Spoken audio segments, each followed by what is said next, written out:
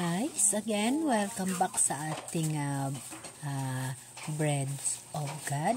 So, today, i-continuous natin yung sulat na tungkol sa pangitain ni Juan o vision ni Juan kay Jesus Christ. Ito yung mga bagay na pinakita sa kanya ni Jesus Christ, yung mga pangitain na nauukol ito sa mga tao na magiging isang katawan ni Jesus Christ, yung magiging isang iglesia ni Jesus Christ. Again, inuulit natin na yung iglesia, isa sa katawan ni Jesus Christ o puno ng nanampalataya, puno ng mga katauhan na nanampalataya o individual na nanampalataya. Bawat isa sa atin, isa tayong iglesia. So, kung anong relasyon natin sa mahal na Diyos, yun ang ating iglesyang relasyon sa mahal na Diyos. Yung iglesia, yung katawan ni Jesus Christ. So, bilang taon, individual na naniniwala kay Jesus Christ, siya ang yung magiging ulo natin. Hindi ho tayo iglesia na komunidad, kundi tayo ay iglesia individual, iglesia sa katawan ni Jesus Christ. Siya ang ulo, tayo ang katawan. So, ipagpatuloy natin ang sulat sa iglesia sa Sardis. Again, ito yung pangitain kay Juan, yung nagsasabi na nooy araw ng Panginoon, kinasihan ako ng Espiritu at narinig ko mula sa aking likuran ng isang malakas na tinig. So, ito yung pangitain ni Juan. Isulat mo ang iyong nakikita at ipadala mo sa 7 iglesia. So, sa 7 iglesia, nandito na ho tayo ang unang iglesia sa Efeseo, sa Smyrna, and then sa Pergamo at sa Thyatira. So, nandito na ho tayo sa panglimang espiritu, ang sulat sa iglesia sa Sardis. Ito ho ay tumutukoy sa mga tao na mag-isa kay Jesus Christ. Yung nag-isa kay Jesus Christ, si Jesus Christ yung kanyang ulo at siya yung katawan, na siya yung magiging bahagi ng pamumuno ni Jesus Christ. Siya ho ay isang manampalataya sa kanya, dahil tatandaan ninyo na nandito sa ika-4 na iglesia ng Thyatira, dito sa pahayag 2 verse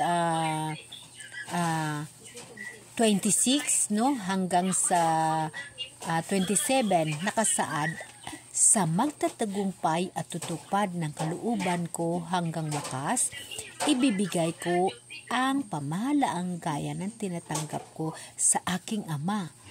Ang pamahala sa mga bansa, ibig sabihin, kung ang nagtatagumpay sa lahat ng mga pagsubok, sa lahat ng mga trials sa buhay, at nanatili siyang matibay sa pagtiwala sa Diyos at nagkaisa sa Diyos, sa Espiritu ng Diyos, si Jesus ang kanyang ulo at siya ang katawan, ay siya ay pamamanahan ng mga obligasyon na ukol sa ating mahal na Diyos. Yung mga bagay na pangbihira na makakamtan ng isang tao na magmana siya sa mga utos ng mahal na Diyos. Lahat ho tayo may kanya-kanyang buhay, nangangarap ho tayo ng mga bagay na gusto natin lahat na kay Jesus Christ, pero dahil sa mga bagay-bagay sa buhay natin, obligasyon sa pamilya, obligasyon sa lahat na bagay, kulang ho yung oras natin kay Jesus Christ, hindi ho solido yung ating pagiging katawan ni Jesus Christ, na siya ang ulo, tayo ang katawan, dahil ho mayroon pa ho tayong ginaobligaran na ibang bagay. So, pangbihira ho ang tao na magkaroon ng oras at buong panahon na si Kristo lamang, si Jesus Christ lamang ang kanyang kasama araw-araw, oras-oras. Pangbihira ho ang tao na ganyan, na may panampalataya sa buong oras, buong buhay niya. Kaya nga brothers and sisters, kung kayo ay may obligasyon at mayroon na kayong oras para sa Diyos, dalangin ninyo na magiging isang matagumpay na gaya ng ating Panginoon. At ang gagawin natin, siya ang ating ulo at tayo ang katawan upang ipamahagi ang kanyang mga pulong. Mamanahin natin ang kanyang pinagmulan at ibahagi natin sa ating kapwa. So magsimula tayo dito sa nakasulat sa Iglesia ng Sardis. Ito ay panglima na iglesia. So isulat mo sa anghel ng iglesia sa Sardis. Ito ang sinasabi, Ito ang sinasabi. May 7 espiritu ng Diyos at may 7 bituin. Nalalaman ko ang ginagawa mo.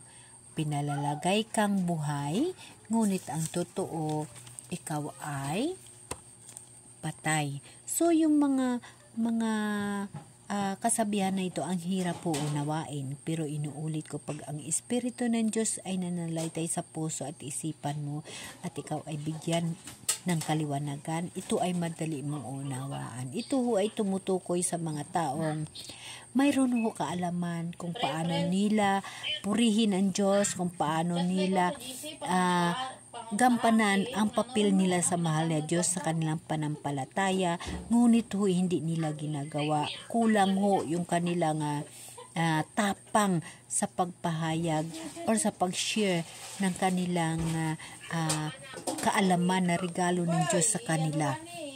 Kulang. So patay, patay yung ibig sabihin. And then pagpatuloy natin, gumising ka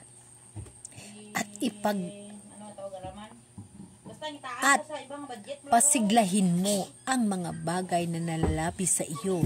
So, nang di tuluyang mamatay, nakikita kong hindi pa ganap ang mga nagawa mo sa paningin ng aking Diyos. So, ito ay propesya. So, ito ay kinareflect ko sa sarili ko dahil na kumbaga ako'y nag-aaral, ako'y gustong matututo sa salita ng Diyos sa aking ikabubuhay dahil ako'y wala na ho akong ibang iniisip kundi siya lamang. Wala na ho akong ibang iniisip sa buhay kundi ang mahal na Diyos lamang. Kumbaga tapos ko na yung obligasyon ko para sa aking pamilya, para sa aking sarili, kaya ang gusto ko ibubuhos sa mahal na Diyos. Kaya andito kumbaga mayroon akong mga alam na marami akong mga biyaya mula sa Diyos, yung mga miracles, yung mga pangitain, marami ho ako. Kaya ito ay nakareflect sa akin na napasiglahin mo ang ang nalalabi mo, ang nalalabi sa iyo. Yes, kasi ho, siyempre, hindi ho natin malalaman kung ano oras tayo mamatay, kung ano oras tayo kukunin ng mahal na Diyos.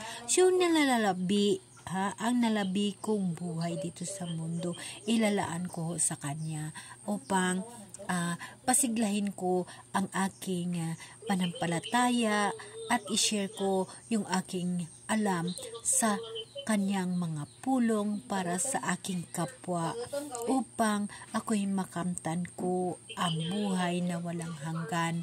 So ipagpatuloy natin nang di tuluyang mamatay, yung mga alam mo, i-share mo para hindi tuluyan mawala ho yun, Nakikita kong hindi pa gaano nagawa mo hindi pa ganap ang mga nagawa mo sa paningin ng Diyos. Yes, alam ko ho, kulang pa ho ang experiensya ko upang tuluyan ako dito na magsalita sa pag-share sa inyo sa pamaraan nitong aking pagbibidyo. So, alalahanin mo kung paano mo tinanggap ang aral sa iyong naririnig, isagawa mo ang mga yaon, pagsisihan mo, talikdan ang iyong kasamaan.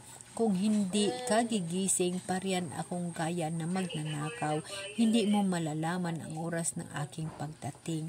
Yes ho. Ito ho ay nagre-reflect sa akin na ako ho ay maraming nangyayari sa buhay ko, ngunit ako ito binigyan ng pagkakataon na mabuhay muli mula sa mga sakit at kung ano-anong bagay sa buhay na yun ay aking halos ikamatay o kumbaga na halos patay na.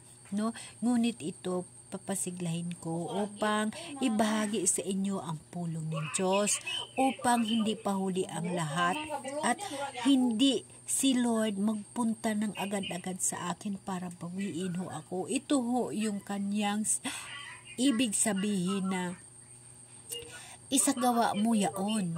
Pagsisihan mo, talikdan na iyong kasamaan. Kung hindi, gigising pa riyan akong gaya na magnanakaw, no? Hindi mo malalaman ang oras ng aking pagdating. Yes, yung oras, yung ibig niyang sabihin na gaya na magnanakaw, siya ho ay paparito sa puso mo, paparito ho sa iyo. Hindi mo alam kung anong oras, yun ho yung kamatayan. Ayun ho yung kamatayan. Tatandaan ninyo, ito ho yung sinasabi niya na kung hindi ka gigising, pariyan akong gaya ng magnanakaw, hindi mo malalaman ang oras ng aking pagdating. No? Ganun ho yun. Yun mo ang ibig niyang sabihin. Gising ka, magbago ka, gawin mo ang utos ko sa iyo. Huwag mong kalimutan ang iyong naririnig, yung mga nangyayari sa buhay mo, yung mga miracles, yung pagmamahal ng mahal na Diyos, na buhay na Diyos na ibinigay sa iyo. I-share ho yun. Nakarepliko ito sa akin. That's why ho na ako'y nagsisimula dito sa pagbibideo na ito upang ibahagi ko ang aking mga alam, ang aking dapat gagawin sa pagpanampalataya sa mahal na Diyos na siya ho ay Diyos na talagang tumutulong na buhay sa tao pamaraan ho ng Holy Spirit. No, naka-reflect ito sa akin. So, gusto kong gagawin ho yun para na hindi ho kaagad-agad magpunta ang pagnanakaw ng aking buhay. No?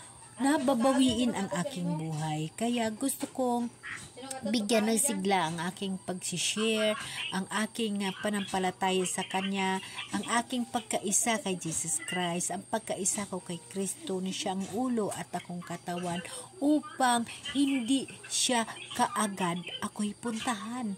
Dahil yung ibig sabihin, guys, uulitin ko, ang ibig sabihin, pariyan akong gaya ng magnanakaw na hindi mo malalaman ang oras ng aking pagdating. Yun ho, yung kamatayan. Yun ho, yun guys, ang kamatayan. Yun ho, ang ibig sabihin ng mahal na Diyos. Kaya sinasabi niya, gumising ka, pasiglahin mo ang bagay na nalalabi sa iyo. Yes, ang natira mo, ang natira mo na sigla, ang natira mong strength. I-share mo, ibigay mo sa mahal na Diyos.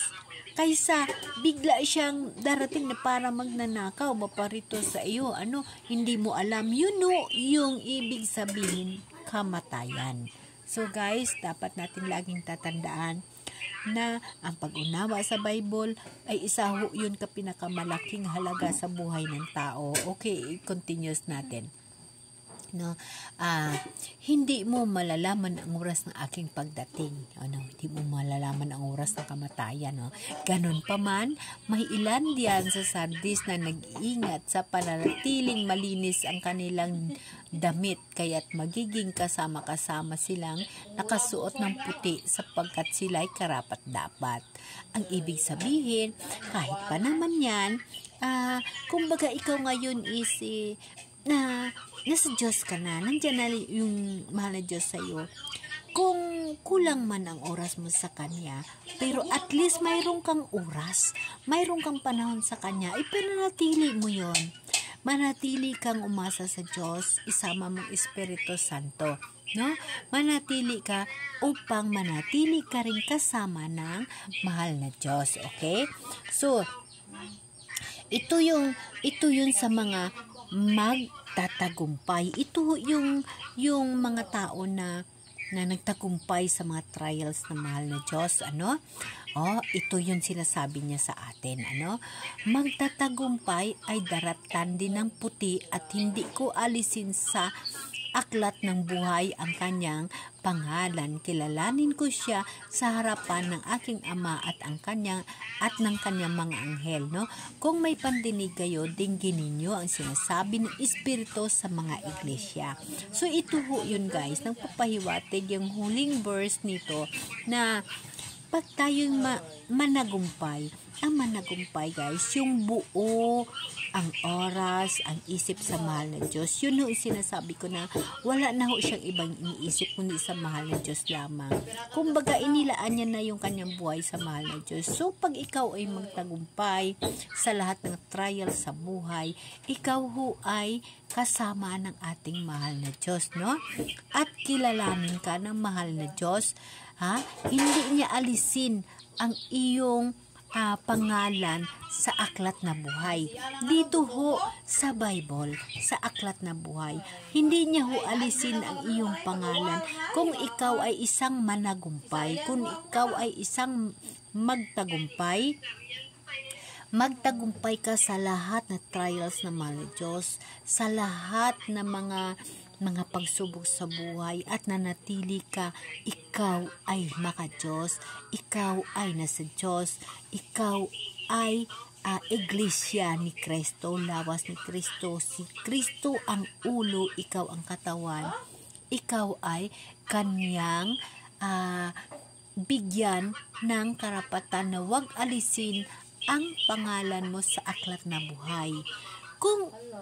Kung ikaw ay magtagumpay ka sa ginagawa mo, kagayang mag-share ka, magbigay ka ng kaalaman mo, ng kaalaman, eksperyensya mo sa mahal na Diyos. Yung mga eksperyensya mo, hindi ho yun na eksperyensya ng kapwa mo. Yung mga biyaya binigay ng mahal na Diyos, hindi ho yun na naibigay, hindi ho yun na lahat ng tao ho ay nakatangkap. At hindi nila alam na binigyan ka. So, i-share mo ho yun, i-spread out mo ho yun, ha? Upang malalaman ng mga tao na yun ang ginawa ng Diyos sa iyo, ang kabutihan ng Diyos. Kaya hindi alisin na mahal na Diyos ang pangalan mo sa aklat ng buhay. Ha? Kasi lahat tayo iba-iba ang experience natin sa mahal na Diyos. Mga miracle, vision, no? Ganun no ang papel ng magtatagumpay, no? Isasama ka ng Panginoon, ha? At hindi niya alisin ang iyong pangalan sa aklat ng buhay. Ha? Lagi natin tatandaan na ang Diyos ay buhay. Ang Espiritu ng Diyos nasa sayo, nasa akin, nasa atin lahat. So ito ho guys, lagi nating tatandaan na ang natitira nating nalalabi natin dito sa mundo, pasiglahin natin upang ibahagi natin sa ating mahal na Diyos, upang tayo ay ganap na mabuting kaluluwa sa mata ng Diyos kasama siya. Amen? Amen.